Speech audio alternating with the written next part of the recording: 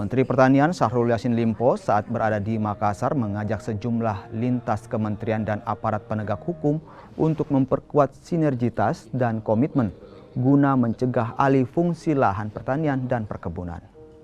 Menurut Syahrul, untuk mencegah alih fungsi lahan, penegakan Undang-Undang Nomor 41 Tahun 2009 tentang perlindungan lahan pertanian pangan berkelanjutan harus terus didorong, termasuk tindakan tegas bagi pihak yang melakukan alih fungsi lahan pertanian seperti alih fungsi menjadi lahan industri, perumahan, dan lain-lain. Pencegahan alih fungsi lahan ini agar lahan pertanian di tanah air tidak tergerus dan produksi pangan nasional tetap stabil.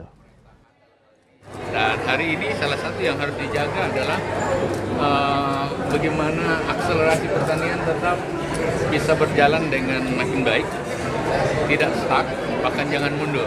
Salah satu yang harus dijaga oleh kita adalah lahan-lahan strategis pertanian, lahan-lahan produktivitas pertanian, lahan-lahan yang sudah beririgasi pertanian, bahkan sudah diperdakan, dibuat peraturan daerahnya oleh gubernur, oleh para bupati yang ada.